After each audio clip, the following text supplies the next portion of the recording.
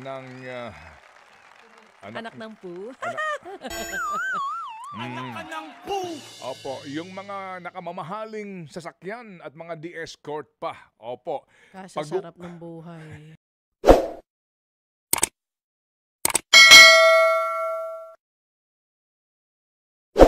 Naman talaga. Well, kasi talaga namang usong-uso ngayon ng mga special. Di ba may mga special na mga ruta yung mga yan.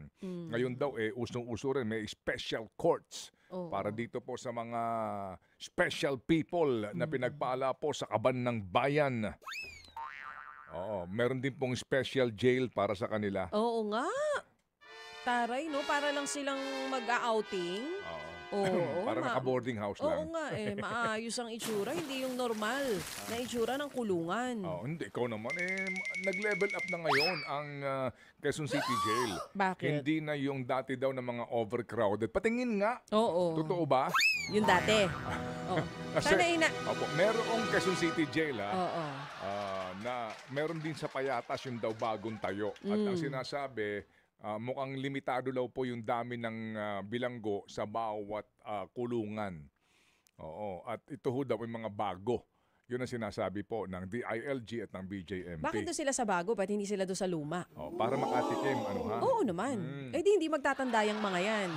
Nung napakinggan ko nga yung sinasabi na parang ang chika nila kahapon wala daw special treatment na mangyayari pagka naipasok na sa kulungan itong mga sangkot sa flood control. Tapos pinakita nyo, ganun yung itsura ng papasukan nila. Doon palang VIP treatment na agad. Special na agad. Sama na loob mo, ha? O talaga. Paano magtatanda yung mga yan kung yung kulungan nila maayos? Oo. Siguro maganda ikumpara natin yung Manila City Jail. Yan. Opo. Pasay City Jail. Oo. Yun. Oo. Patikimin. At saka itong Quezon City Jail. Oo. Mismo. No? Hindi itong sinasabi na bagong boarding house dyan sa Payatas. And why there?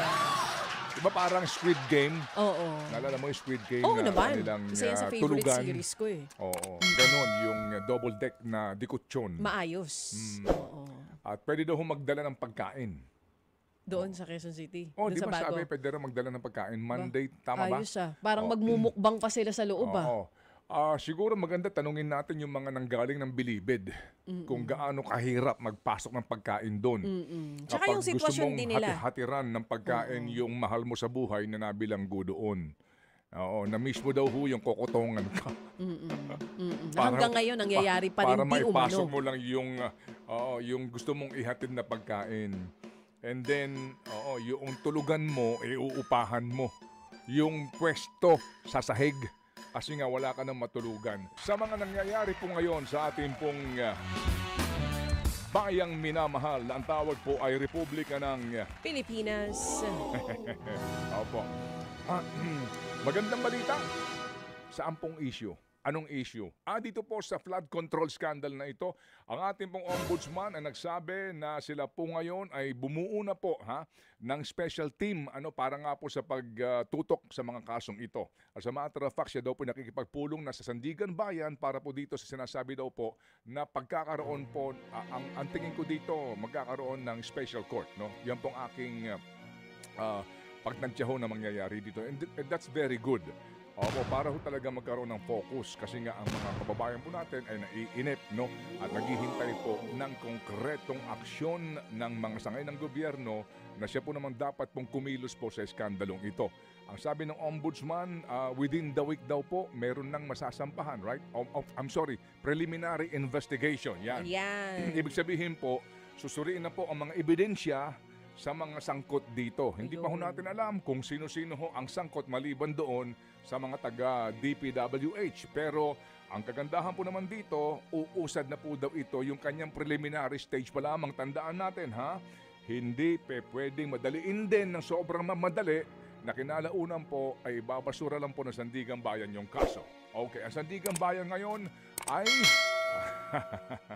nagbabangon puri. Walang galang po sa ating mga maestrado.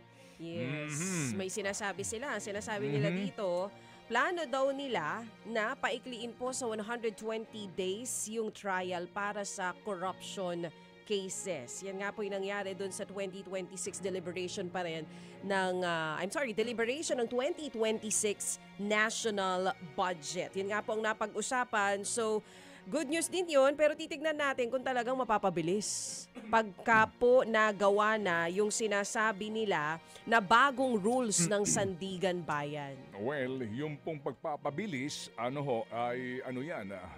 kumbaga, subjective yan, Mabilis, hindi mabilis na i-dismiss Yan. yung kaso. Yun sana. Okay, di ba? Oo. Mabilis po sa usapin nang hindi sila papayag ng delaying tactics ng mga akusado po dito.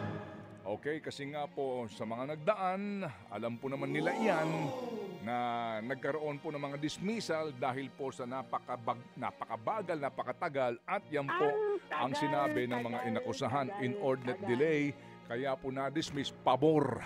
Opo, doon sa mga sangkot sa pork barrel scam na nangyari po sa ating bayan. Pati po doon sa fertilizer fund scam na yan. Okay, sige. So, abangan natin. Pero sa gitna po nitong ating pag-antabay sa magiging galaw po ng ombudsman dito po sa partikular na ilang pong mga piling kaso muna na kanila pong dadaanan daw po ng preliminary investigation and eventually po filing kung may sapat na ebidensya. Ang magandang ibinubunga ngayon nito pong pagkakalantad nitong skandalong ito, girl, kung obserbahan lang po natin, ay ang masusi ngayong pag-aaral sa budget particular na po ng DPWH. True FM. Dahil lumalabas ngayon na sa pag-aaral po ng ilan na mga mambabatas po sa mataas na kapulungan ng Kongreso, mukha pong ilang taon na po tayong pinaglululuko ng ilang pong tao sa gobyerno. So usapin po ng budget ng DPWH. Kasi nga, ako lang po din ay nagtataka, mawalang galang lang po.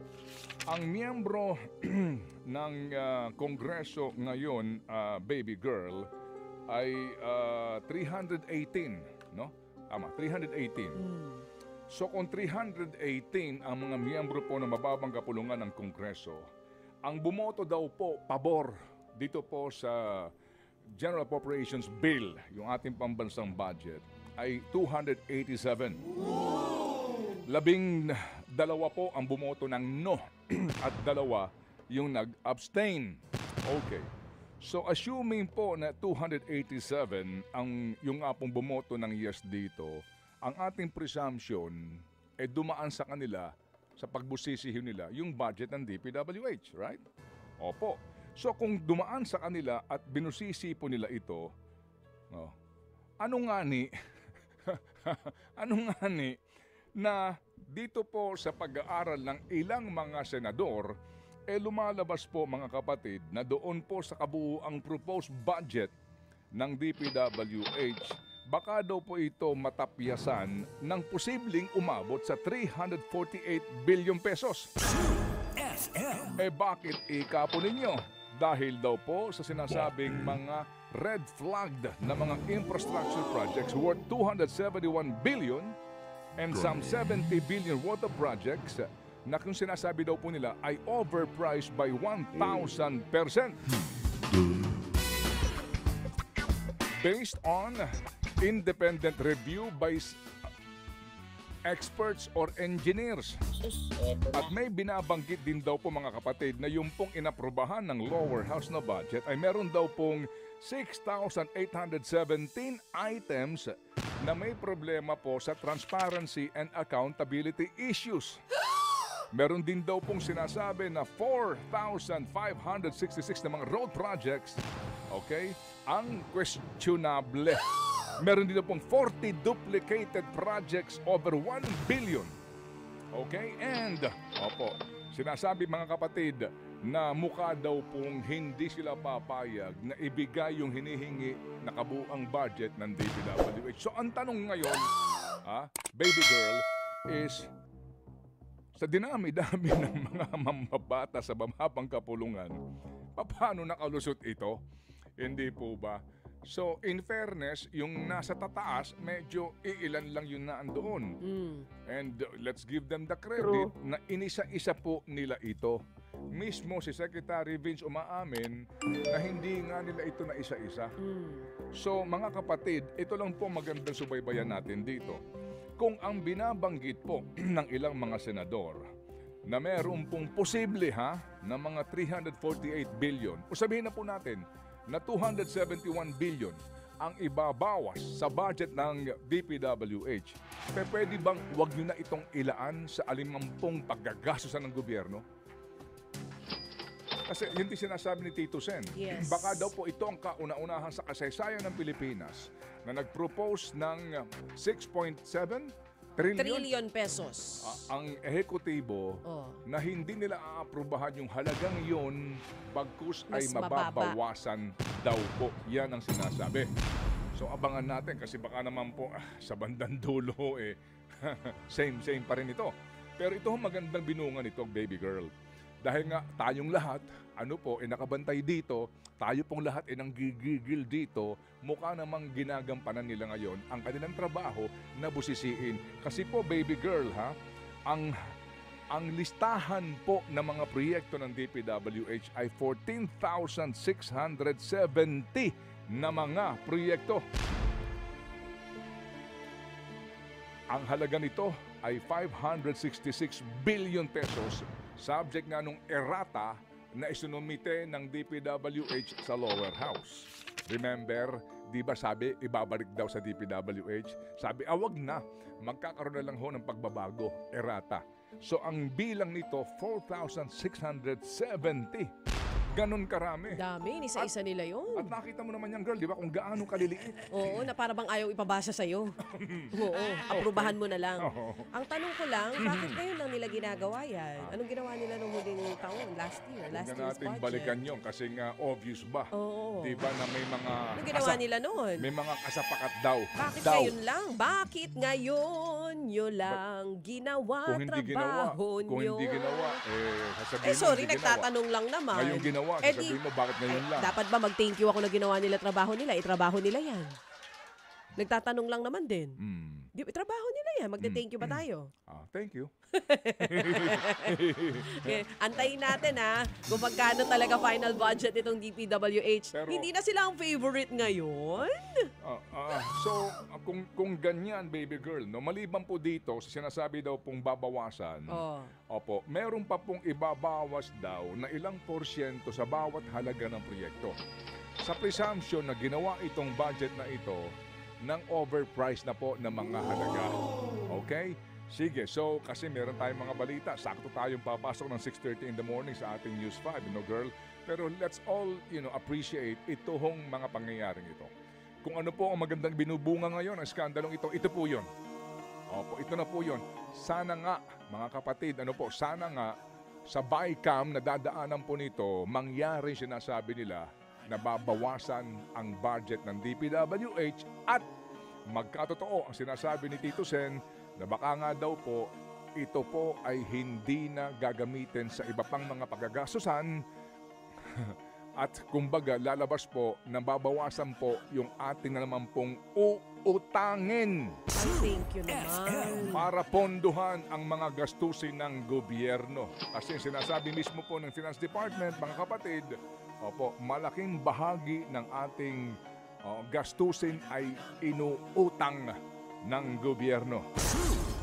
4.6 billion pesos araw-araw ang ating inuutang para patakbuhin ng gobyerno. At lahat tayo may ambag. Tanong Okay. mo lang, magkano ambag mo dyan? So mga kapatid, sa puntong yan, maganda rin po siguro magtanong tayo. Kung yan na po ang naging ugali at kalakaran sa budget ng DPWH for the longest time, ano pa ang silbi nitong kung tawagin ay Development Budget Coordination Committee? Remember? Sa kanila po unang dumadaan ito. DBC. So guys, ibig sabihin, kung ano lang ang ibigay sa DBCC, yun na yun. At wala na sila mismo sa kanila pagsusuri kung saan talaga gagamitin ang pera ng bayan, particular po sa DPWH.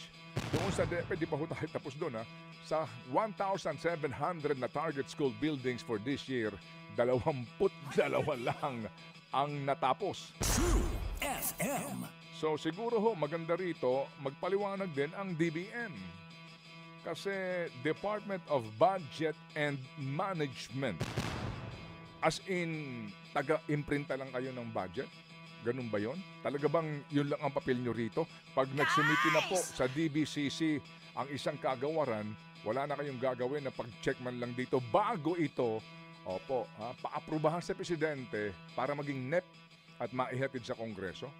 Eh kung gayon, tanggalin na po natin sa DBCC ang DBM at palitan natin ng National Printing Office.